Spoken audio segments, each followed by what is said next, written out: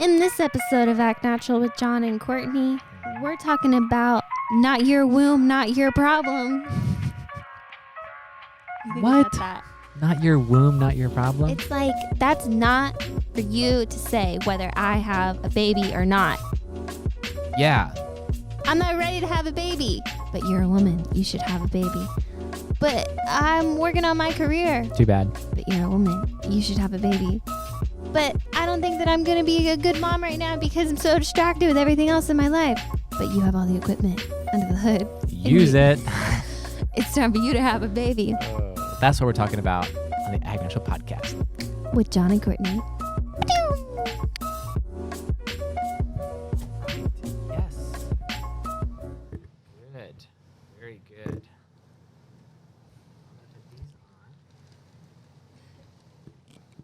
Okay. So, Courtney, who are we talking about?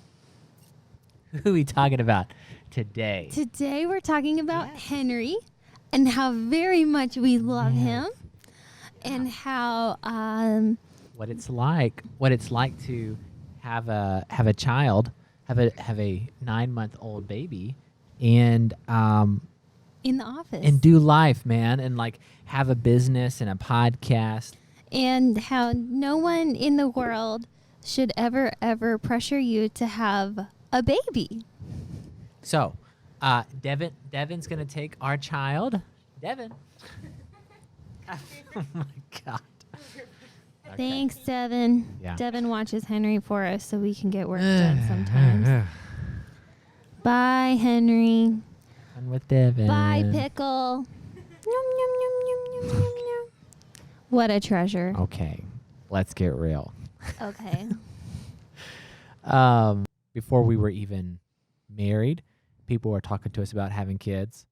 After we got married, people were talking about having kids.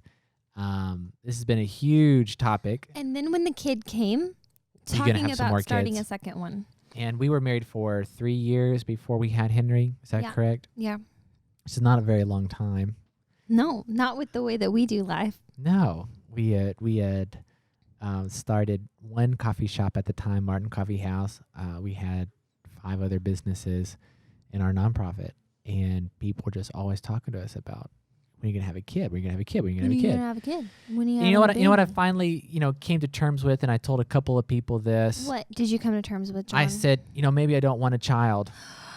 No. Maybe it's not in the cards for me to have a kid. What? What, you mean Courtney can't have kids? Are you like, what's that word? It's not incompetent. It's that word impotent. No, it's not impotent. It's not that. It's a word that like a guy cannot have kids. Okay, let's just say barren. No, well, so you're barren, so you can't have a child. And these questions, like, they would talk to me about that. It was so personal. Oh, it's so personal. And people just were amazed that I had come to terms with not wanting a child. that And you you maybe saw it my would beautiful kid at the beginning. Yeah. And I love Henry. Oh, we love Henry. But guess what? He was a surprise. Yeah. And both of us in our marriage had kind of, and I want to speak for you, but I mean, obviously we're in this together. It's not that I said never. It was that I was like, not now. That's for sure. And maybe never because. Maybe never Definitely not now and not anytime soon. Yeah. That's what, and I was like 100% on So it. I don't want to like always be so aggressive on this podcast, but I think it's a really serious thing for people to like interject their own views of life into someone else's life and to look down on someone that might not want to have a kid. A woman's complete existence is not just to have kids. A woman's complete existence is not just to put a baby in her tummy and to make the baby come out. And yet you are approached and looked at and commented on privately to me and to your face. Yeah. Constantly. Like, have a baby already. And it's just, now that I actually have a baby, I'm actually a lot more insulted by that than before when I was like pre-baby. Right. Because now that I have had a child, And I know what labor is like, and I know what scares are like, and I know what it's like whenever he's not latching and he's not eating and he's just crying and he's just a week old and he's your responsibility and you know, people are there for like food and stuff, but then they leave and it like the doctors are gone, the nurse are, it's just you are suddenly responsible for this brand new baby who can't talk to you, and the only way it communicates is with crying. Right. And we're just scared and we're just responsible for keeping this baby alive.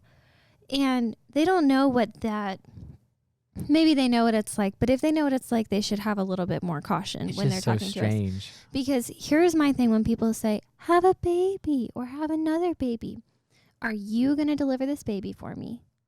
Are you going to breastfeed this baby for me?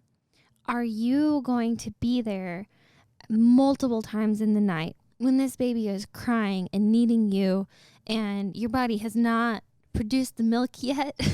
You know what I mean? Like you're in between feedings and your body's still getting used to being a stockhold of food and nutrients for this baby. And you just fed the baby, okay? So the baby just got fed, but suddenly the baby's hungry again. Like, Are you going to be there? Are you doing that? Or are you putting all of that On you. on somebody else? And are you putting all of that on another human being to do that? Because that is wrong. It's just been a long, like culturally, I mean, we live in the South, but I mean, really, I think it's a bigger issue than that. Like I've had some conversations, some real great conversations with people who were like us in the sense of saying, you know, maybe I don't want a child right now. And they have been struggling to come to terms with that. It's almost like a wrong thing to not bring a life into the world. And let me say, like, this is such a monumental, massive thing. It's you are responsible for a human being, and you want to do that right. I want to say this, one, for that initial child, but also for people who are expected to be parents of a second child. I see that more frequently than I don't ever want to have a kid. I don't want to have a second kid. I see that a lot. Well, it's just weird type of guilt all the way around. Yeah, because it's like, oh, I have a kid. Well, suddenly I have to have another one. It's like, I don't understand. Like, biologically speaking, it's what we're created for. It's but like, well, maybe I don't want to do all of that again. But it's also guilt of, are you not going to give them a sibling? Like, yeah, like it turns into this thing. So, like, I want to frame it out because we're kind of jumping into it and we're ranting just talking a bunch. about like all of these thoughts about not having kids. Yeah. What we're specifically talking about is that it's okay to not have kids. It's okay to not feel the pressure from a society and then that be the reason why you have a kid, because that's just the stage of life that you're at. It's okay to take a pause on your life and to say, I'm going to focus on work. I'm going to focus on my marriage. I'm going to focus on anything else other than feeling social pressure and saying, well, my parents, my grandparents, my friends, their friends' The internet says that we're a really cute couple and we're in our mid-20s. And, you know, if I'm going to have a kid, then it's going to be now. And, like, if I want that kid to go through college, then it's going to be now. And I don't feel ready, but everybody says that I'm ready and everybody else has done it. And it's like the most, you know, biological thing that can happen. And maybe I can do that, right? Well, these are thoughts that go through a lot of young people's heads, a lot of like young married couples' heads. And I don't know. I would say I don't know if we're in the minority or not in this. I just know that I know that some people are just going to think that we're terrible people. They're like, your job is to make more children. They are arrows. Yeah. And, you know, like. And to a degree, like, absolutely, right? You know? I mean, we're on the world to populate the world, right? But I think that there should be a certain, like, quality of life. And I've always wanted to provide a certain quality of life that if I were to bring someone into the world, that I want them to have access and to do that. You know, no one is ever fully prepared to have a kid. No one is ever, and me not wanting to have a child was not for lack of preparation. It was not for fear of not wanting something bad to happen. It was honestly for just I didn't want to have a kid. Like I don't know how else to say it. Like I've really dug into that, and I said, is this a rejection of people telling me something that I should do? Yes or no? Like, is this something that I'm scared of? I mean, do I want to adopt? Is there some deeper issue that's underlying this? Right. We did. We talked about all of that before.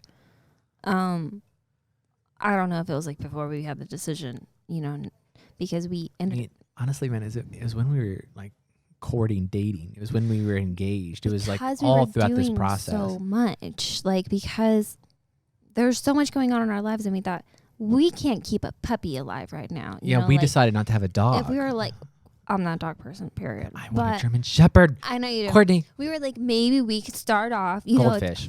a child has a lot of responsibility, so maybe we should test ourselves and try to keep a dog alive for a little bit. Like, that's like what I was genuinely, like, that's the conversation we were having. And it was like, okay, well, we're not around enough. This dog isn't going to have the life that it should. Yeah.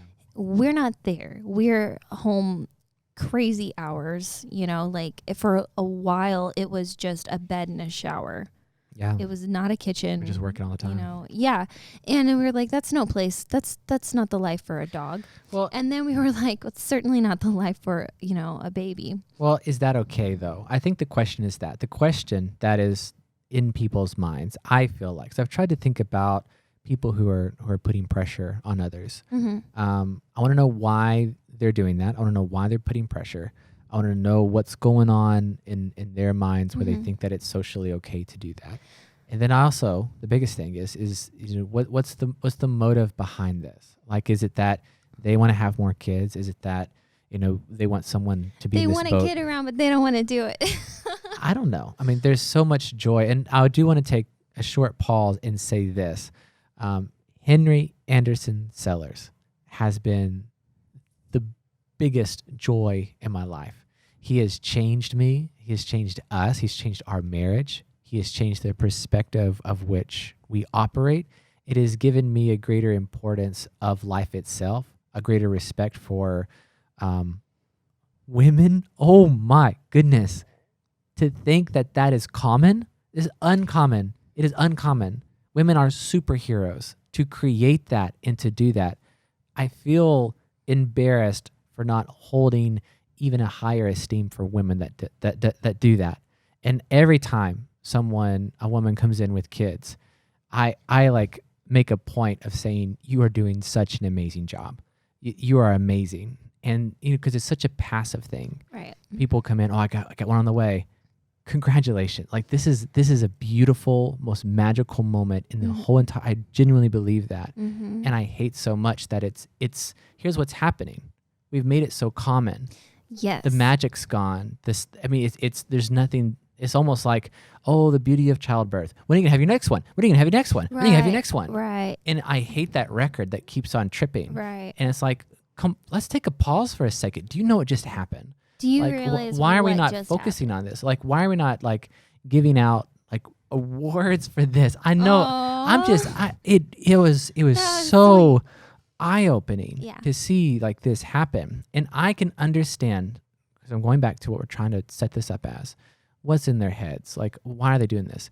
Is it that it's so magical that they want other people to experience this? Is it that? Sometimes it is. I think it is too. Or is it that this is an identity thing? Like, a woman should. And I think sometimes it is. Like, I have been approached with, like, I don't know, people have like held scripture verses over my head, and I'm like, well, one, you're using that the wrong way. Yeah. One, hold back, because you're actually not correct there. And two, how dare you do that? You know what I mean? Like, that's not for you to say. Yeah, I've had a lot of scripture thrown my way as well. Yeah, and I don't appreciate that, because I just don't want, I don't know. That's just, I don't want you to use something like that against me whenever that's not the purpose of the scripture, The boldness like shocks me. Right. But I think some of it is, I know better than you. I've been there. I've done that. You just don't understand yet. You're just immature, and I know better than you. And you should just have a baby. And I will say this.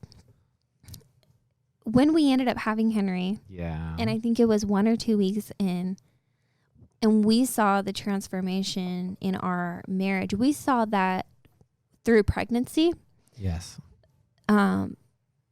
big time through pregnancy, but even more whenever Henry came. And you looked at me and you said, why didn't we do this before? I did. You know? And I think a lot of people feel that way. And I think some people are like, oh, you're gonna feel that way, so you should just do it now. Yeah.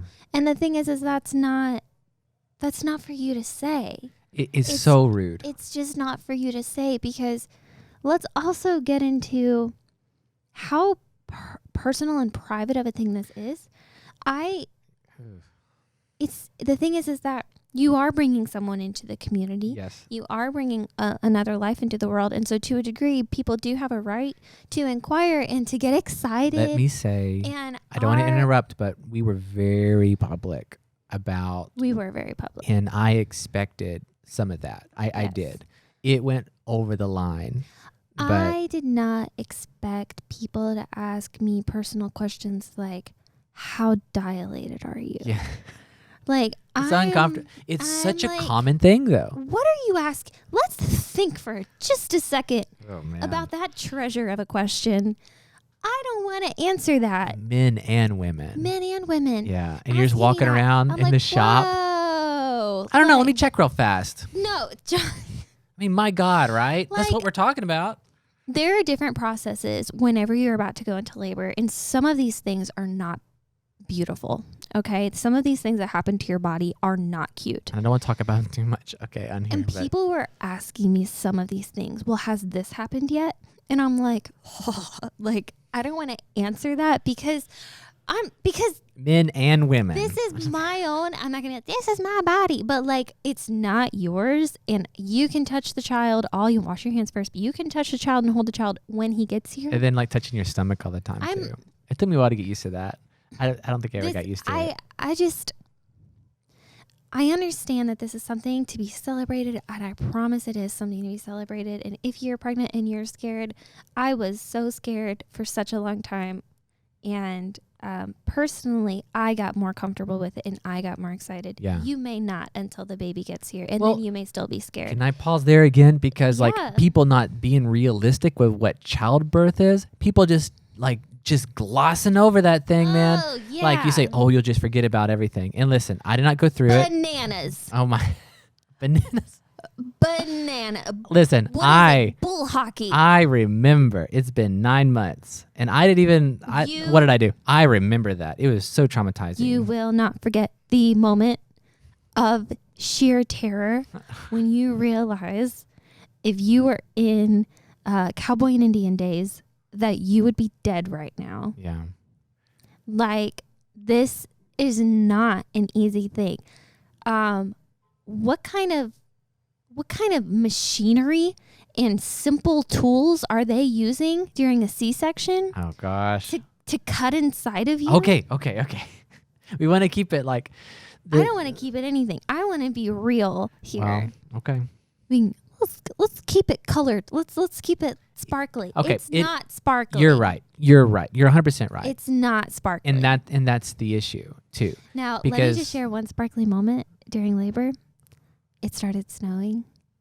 That's true. I have video of that. It was snowing, and I was like, oh my God, Henry's going to be here. The first snow of the season. That's sparkly. Yeah. Sorry. Go ahead with how terrible this is. Well, the thing is that there needs to be some balance, and there is no balance because this is a beautiful thing. It's a magical thing. It's a thing that changes your life in the whole world. Like someone coming into the world changes the world. It's a big deal. And the problem is that there's no equal side to that. It's okay to talk about how hard it is. It's okay to acknowledge the fear that is inside of this whole process. It's okay to say, I'm not ready for this right now. Yeah. Even if when you go through all of it, you have the thought, oh, I'm ready for this, does not mean that it gives you the right to say to another couple, oh, just do it. Just do it. It's so insulting, and it's not your place. Mm-hmm. And we should have some respect, this whole process, and really acknowledge all feelings and validate those feelings, because this is a very human thing, and not all of us are cut out to be parents, and not all of us should be parents. Not every woman should have. It should be up to that person. And the pressure that's put on people are pressuring people into having a child and bringing a child in this world, which is the most difficult, beautiful, hard thing in the world, because you're responsible now. And that responsibility will alter your life forever. Mm-hmm. And if you're not ready for your life to be altered in ways you have no idea, then I would suggest not having a child right now. Okay. And I just want one person. I wish one person would have at least given me that, just, Mhm. and I kept on looking for it. I would. I would look into their eyes and I would be like, because I know, I just know there's delusion. I just know, not even delusion, Courtney, just lying. Just straight up, because I can tell, you can tell. Mhm. I'll look in these people's eyes and I would say, so everything was just roses. And they just kind of squirm a little bit. And yes, it's beautiful. Just tell me. Just tell me. speak. Yeah. Why are you so afraid? I feel like this is exactly the sex ed talk we're gonna have with Henry. Oh gosh. You ready to do certain? Oh, my gosh. This is how you have a baby. This is getting into it. I'm sorry, but I'm just saying, like, are you ready to be a parent? 'Cause maybe you're not ready to be a parent. Oh. The thing is I just that wanted to say, I think there's gonna come a time it's we important. have to have a sex ed talk with Henry. He's a little too young right now. It's important to me It's to gonna give. go like this. It's important to me to give this counter, right? To bring it back and just to say, like, it's okay. It's okay. And like, one's not greater than the other. Mhm. Like, it's great to bring someone into the world. It is an amazing thing. But I hate the pressure. I don't like the social pressure. Like, it's a whole talk about this last podcast that we did about these lines and these systems and like people, finding their identity inside of only that. That kind of sucks. Yeah. I want to say, whenever my friend encouraged me to take a pregnancy test, I was very scared because I did not want this to happen and I was not ready for this. And I knew that if this was happening, I personally, I'm not going to do anything to deter this process. Of course. I'm going to continue this process. And that's what scared me a lot because I was not ready and I was scared. And I was just so focused on our life, you and me. Yeah. And trying to get grips of it and trying to get a grip teaching and trying to get a grip of the coffee shop and trying to get a grip on everything. And I said, I'm not the person I need to be a mom. I'm not the mom yet. And I don't know if I ever want to be the mom because mom is so important and responsible. And I think about my mom multiple times a day. I was going to say millions of times a day, but I think about my mom 25 times a day. I mean, same. We talk about our moms a lot. Yeah. And I'm not ready to be that person because I can't give what I need to give. Yeah. And so I was just crying whenever I found out. And it was like it was an activity period. It was like an extra class. I don't get a real grade in, and it's a shorter class, like a 25-minute thing on creative writing. And one of my teachers watched my kids for me.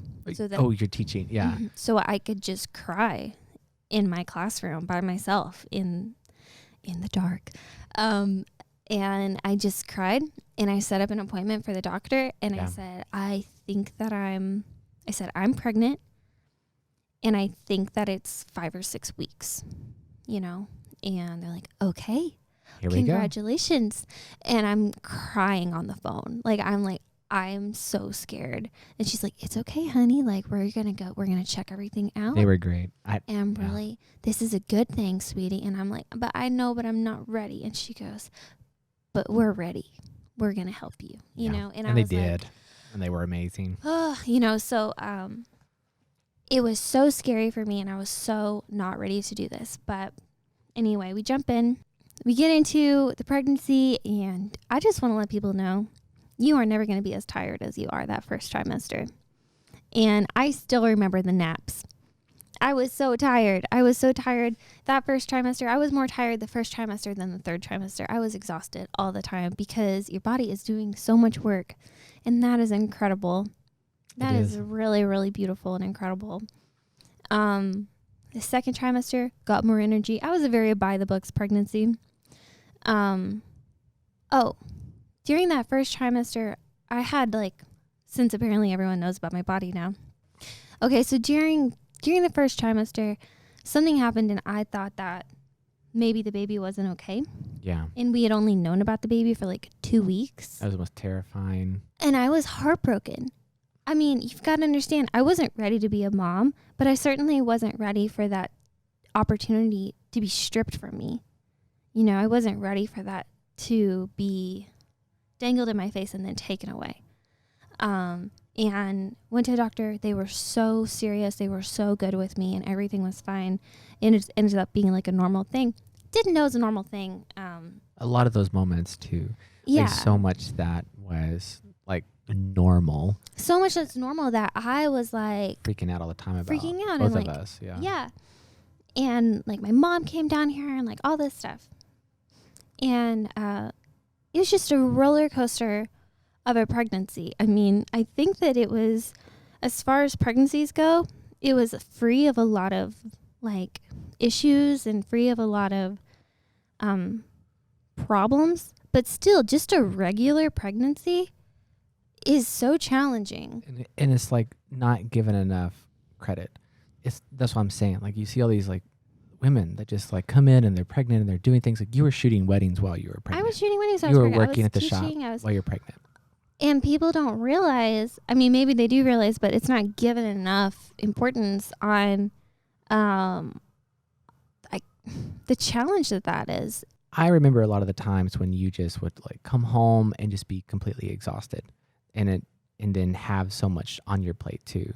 And it just reemphasizes that original point that we keep on talking about, is that this is a massive process.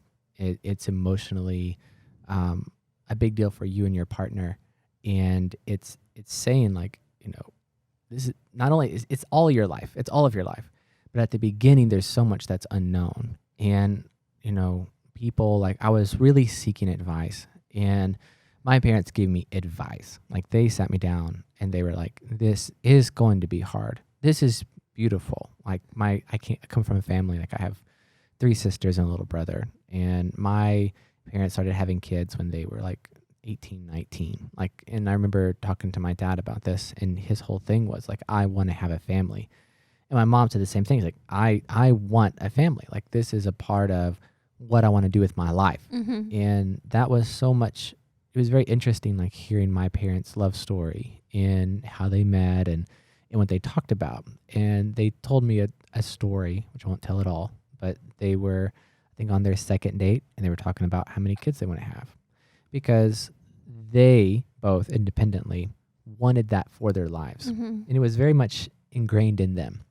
Now, my mom has a couple of brothers and sisters. My dad does as well. And so they're larger family units. And I don't know the why. I don't think that really matters. But what does matter is that these two people individually wanted that as a part of their story, mm-hmm. of their human story. Mm-hmm. And they came together, and that happened at whatever age that they felt that it should. Mm-hmm. And me, I never thought that much about kids. I don't know. I didn't really like kids. To be honest, I didn't hold babies.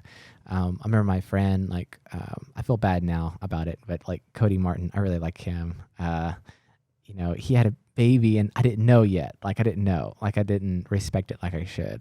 The whole beauty of everything, which I'm thankful that I have to hold that baby. I do now. And he offered to let me hold the baby, and I didn't. And I feel bad about that, because it's you want to share that joy with other people, mm-hmm. When that new life comes into the world. It's such a beautiful, it's such a valuable thing. It's such a holy thing. There's that some comes people in the that world. didn't hold Henry, and I mean, I wasn't offended. No, I'm still cool with it.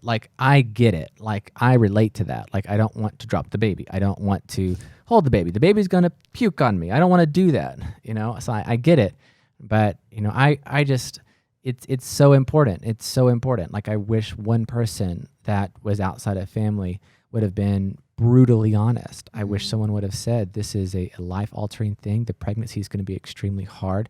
You're not guaranteed this. Mm-hmm. You're not guaranteed this life coming into this healthy. You're not guaranteed it being even going to full term. Mm-hmm. And that's such a heavy thing. But guess what? That happens all the time. And, that was on my mind. Mm-hmm. And there was just no preparation. And I feel like there could have been, if I just had a voice of reason that was there.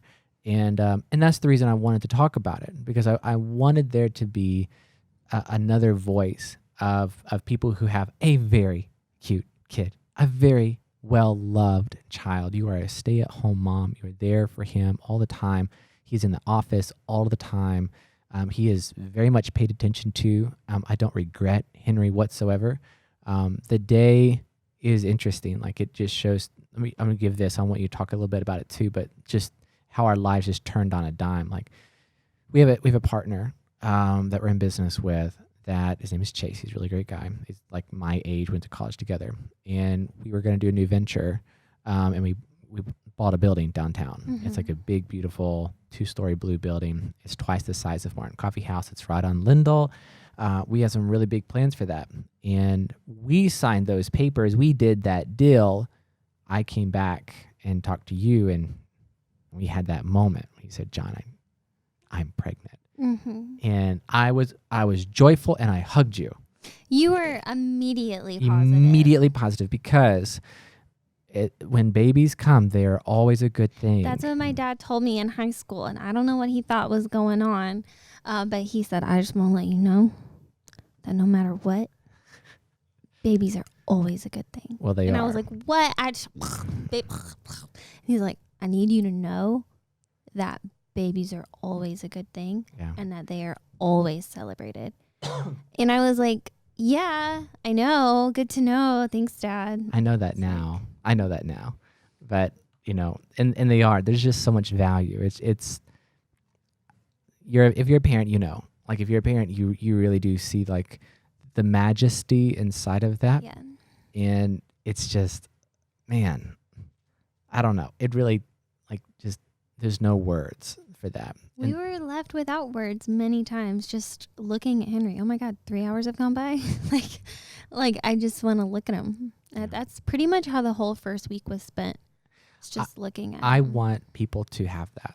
I want people to experience that. I want them to see, to have a deeper level of love and a greater perspective. Yeah. But I will never let my want for their life disrespect where they're at in their own decisions, and put pressure on them of this monumental thing that may end up in tragedy. And I'll never do that. And I think that, it's okay to feel what you feel, and it's okay to like be really angry at other people when they're putting pressure on you in that way. And that's important to me to talk about. That's important to like bring up. I think it's very important that people don't just push themselves where they weren't really even asked, like, well, what do you think? Do you think I should have a baby? Do you think I'm ready for this? Yes, have 5. Like, you're just talking about, maybe your husband or something great that happened or something hard that happened. Maybe you guys should have kids. What? Or having a kid to like save a marriage. Yeah, like, Oh why don't you back off? Because I don't think that I remember asking you. Man. And I don't know. I wanted to be said that Henry was a surprise. Yeah. We were not planning this At all. He literally gave me a reason to be in the world. I had value before. Every life has value. It does. Every life. Every life has value. Every life is important. Is every life contributing and making the world a better place? Not necessarily. Does it devalue that life? No. At all? It does not. But go ahead. But I didn't have a very clear path in my life. I was all over the place. I didn't have a clear path of purpose? Of purpose in my life until I was pregnant with Henry. And whenever I became pregnant with Henry, it was like okay, yes, you matter, but you matter so much. Like, you are carrying this baby. Like, you are going to make this baby alive, and then you're going to lead this baby and make him like an amazing young man. And you are going to be there for the rest of this baby's life whenever he's a grown, or the rest of your life. Like, you're going to be pouring into this baby forever until you die. Like, this is your job. And I was totally okay with that. Yeah. Because it gave me such like a peace and a purpose for living. I was really glad that was your response. Yeah. First, a lot of people don't have that response. First, it was like fear and like an unworthiness. And then it was very much a strong, purpose-filled peace. Yeah. I remember watching you almost inside of that transition, and obviously you're extremely valuable, like all life is, and I think that you had a lot going on. I think you had a lot of stuff happening, and as confusing as all of our ventures were, and demands on our time and all of that, in our last one that we talked about, it was struggling to find a place inside of a structuralist system. Mm-hmm. Right? When you thrive on having your own, when you thrive inside of a system that's already built. Mm-hmm. And I was always concerned with you, because I knew that early on, but I was always concerned about it, because it was like, where is your purpose? Like, what do you want to do? Like, what do you want to accomplish? And it was always kind of like, well, I don't know. Like, it's what are we doing? Like, we're doing this, obviously, right? But it was, you didn't have it like in you, right? There wasn't that, this is my purpose in life. I don't know how to say it. It wasn't, the businesses were a part of my life. Right. They were not my life. They were not your life. Yeah. People say like, work is life, and that's true for some people, but for other people, work is part of their life. Part of it, yeah. And I always made the distinction very clear with you and me. It was like, it's time for you and me time, or it's time for work time. And you're like, what's the difference? Like, at one point. That's exactly how I sounded. What's the difference? That's my John impression. At times it was like, but this is our life. And I was like, no, this is a part of our life. And you got it. Eventually. You did get it, though. And you were like, you're right. What do you and me want to do right now? And right. Like, we had that. What's our goals? What's our future look like? Not what the business looks like. Our family future? What is our marriage future versus what is our business future? And how does that business future fit into, more importantly, our marriage future? Yeah, exactly. And so anyway, it was just one of those things where it was like, with being a mom, it was just like this is enough of like my life. I can write this off and be like, okay, my life happy at the end of the day. Yes. I remember you saying that a lot, and that was really awesome. I fed my baby today. Done. I fed my baby, and I kept him alive, and I kept him happy. And that's enough. And I just want to say, those cuddles in the morning, they are out of sight. They are the greatest thing in the entire world. Not that you need to have a baby right now and have cuddles with your baby, but I'm just saying. I kind of just had a baby because I wanted to cuddle with somebody, and my husband wasn't really there anytime, so. Golly. No, I'm sorry. It's just, Henry has just been the greatest, absolute greatest thing in my life, and I need people to know that, because I know that you're gonna make it seem like. It's long. There's a lot of context here. Like, our lives have been dramatically changed for the better. He's in all of our social media. He really helps us get more sales. Put that baby on everything. On a bag of coffee beans. They're gonna come in. They're gonna buy these coffee beans. Henry Brews. And thank you. You know what I thought about the other day? Act Natural onesie. Well, I thought about that from day one, but he looks like a bruiser. A bruiser? Bruiser, because of his red hair, and sometimes he's got that fight face on. He's like bruiser. Like he stands up in his crib and he's like. Oh, like a little Irish fighter. Yeah, he looks like his name should be Bruiser. Okay. Like Henry Bruiser Sellers. Here to bust some skulls, people. Bust some skulls. Move out of his way. Having a baby is a beautiful thing. Henry has changed our lives for the better. You don't always have to have a baby when people put pressure on you. Don't put that pressure on anyone else if you're not willing to raise that baby yourself. and feed that baby and- and deliver that baby. Balancing business and a baby is what we are talking about today on the Act Natural podcast. This has been our personal journey, our personal story inside of having a child that was unexpected. Surprise. Changing our whole entire lives for the better. Yes. But making us realize the majesty inside of human life, women being superheroes, and that inspiring us to not put that pressure on anyone else, even though we know how great it really is. Yep. This has been the Act Natural podcast with John and Courtney. We'll see you in the next one. Toodles.